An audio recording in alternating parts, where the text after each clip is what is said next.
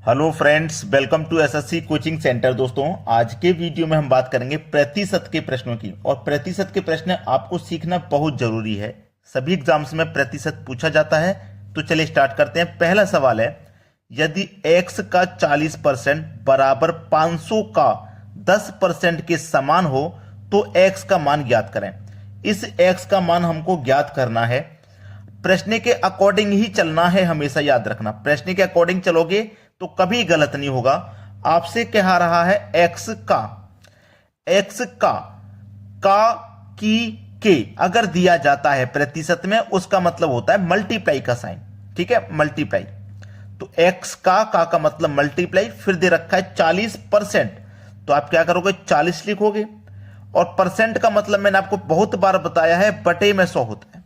ठीक है, फिर क्या है बराबर का साइन, बराबर लिखोगे। फिर क्या दे रखा है आपको 500 का मतलब मैंने बताया मल्टीप्लाई, 10% 10 लिखोगे। प्रतिशत का मतलब बटे में 100। ठीक है, अब देखना बराबर में नीचे नीचे की वैल्यू कट जाएगी, तो 100 से ये 100 कट जाएगा बराबर में। ठीक है, कट गया। और कटेगा क्या, 10 से ये 40 कट जाएगा 4 बार में। ठीक है, ये भी कट गया। और 4 से ये 500 को हम कटा देंगे, तो 4 एकम 4, एक बचेगा 10 हो जाएगा। 4 दूनी का 8, 10 में से 2 बचा, 0 लगा देंगे 20 हो जाएगा। 4 पच्चे 20। ठीक है, इधर क्या बचा आपका x, और बराबर के इधर क्या बचा 125। तो x का ही मान पूछ रहा था, x का मान ज्ञात करना है। तो x का मान निकल के आ गया 125, जो कि हमारे सी ऑप्शन में। यह प्रश्न का बिल्कुल सही जवाब है। दोस्तों, मैंने टाइमिंग चेंज कर दिया है वीडियो अपलोड का। पहले 3 बजे वीडियो आता था ना, अभी जो वीडियो मैं अपलोड करूंगा दोपहर के 2 बजे। ठीक है, दूसरा वीडियो जो अपलोड करूंगा शाम को 6 बजे। ठीक है, और जो तीसरा वीडियो मैं अपलोड करूंगा रात को 9 बजे।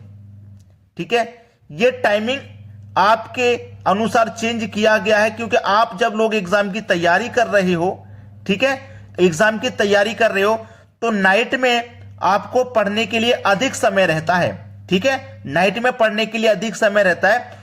और डे में दोपहर का टाइम इसलिए रखा है ये 2 बजे का, क्या अगर आप, बहुत सारे बच्चे ऐसे होते हैं जो कि एग्जाम की तैयारी करते हैं और कहीं पे जॉब भी करते हैं, दोनों ही काम करते हैं, तो 2 बजे आप क्या कर सकते हो, हमारा वीडियो अपलोड रहेगा और 2 बजे किसी भी ड्यूटी का लंच का टाइम रहता है, तो आप 2 बजे वीडियो को आराम से वॉच कर सकते हो। शाम को 5 बजे सबका छुट्टी हो जाता है, तो 6 बजे वॉच कर सकते हो। और रात को 8 बजे खाना खाने के बाद 9 बजे हमारे वीडियो से इससे पढ़ाई कर सकते हो। तो 2 बजे, शाम को 6 बजे, रात को 9 बजे 3 वीडियो अपलोड होंगी, और आपकी एग्जाम की तैयारी बहुत ही फास्ट होगी।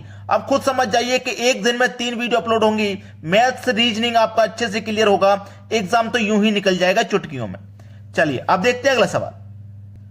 अगला सवाल है, दिया है कि ए की आय का 10%, बी की आय का 15%, सी की आय का 20% है। यदि इनकी आय का कुल योग 7,800 रुपये हो तो बी की आय क्या होगी। ए, बी और सी, ये 3 व्यक्ति हैं।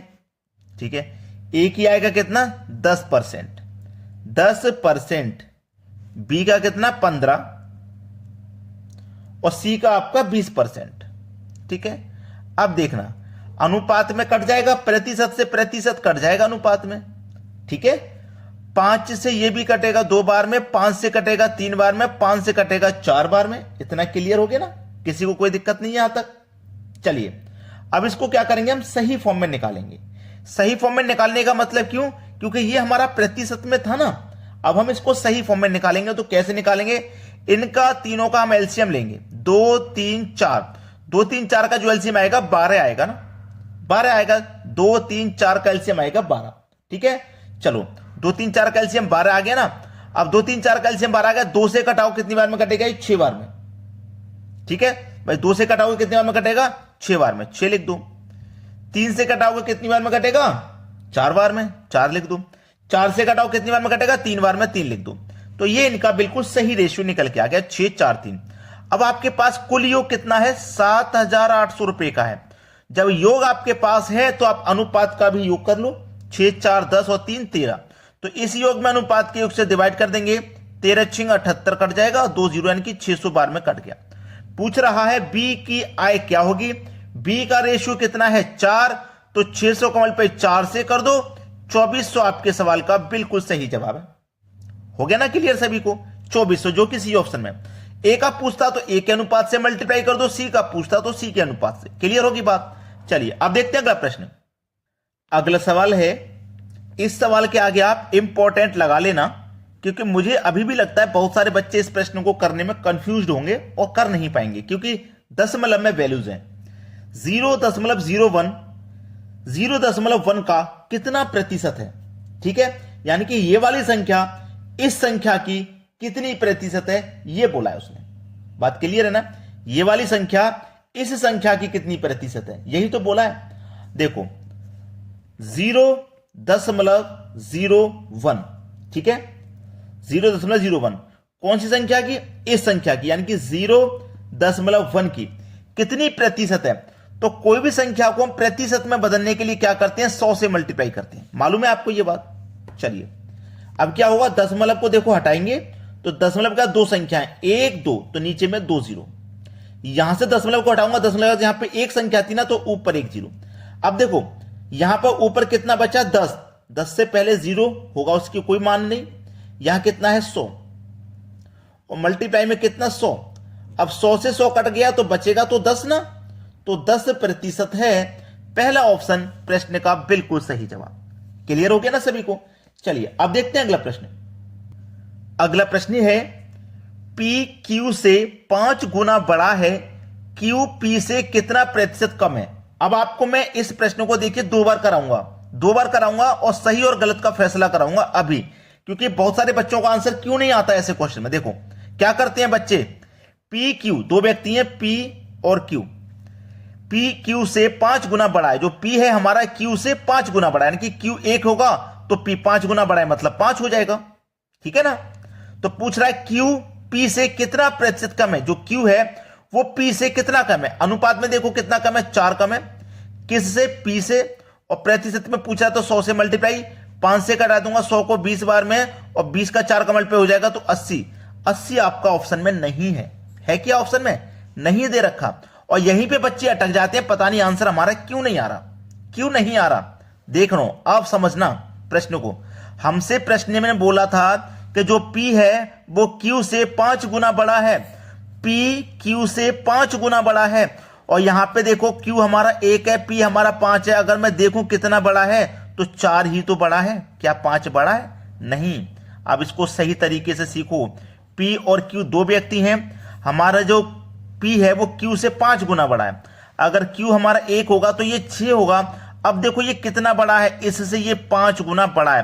पहले इसका 5 गुना करो, इसका 5 गुना 5 हो जाएगा ना, और 5 से बड़ा है भाई, 5 गुने से बड़ा है ना, 5 गुने से बड़ा है तो 6 हो जाएगा। अब क्या कह रहा था, Q P से कितना कम है। Q हमारा P से कितना कम है, 5 कम है, कितने से, 6 से।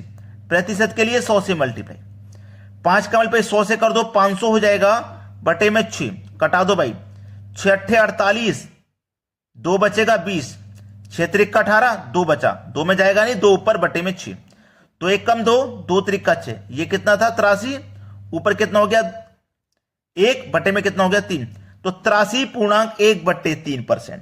83.1/3% सभी का आंसर आ गया होगा।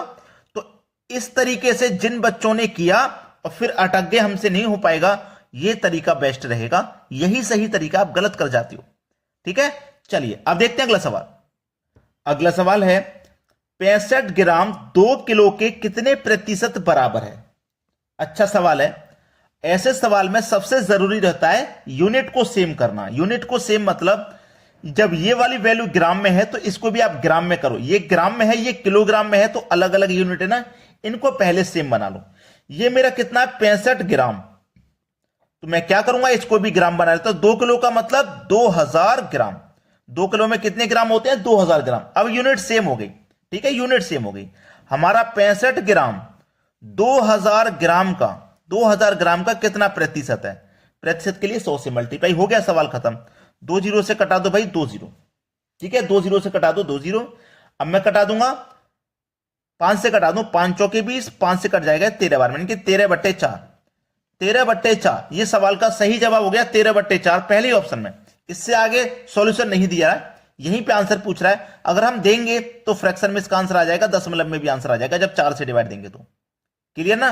तो आज की वीडियो में इतना ही।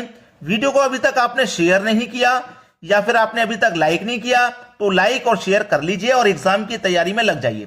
ठीक है दोस्तों, वीडियो देखने के लिए आपका बहुत बहुत धन्यवाद।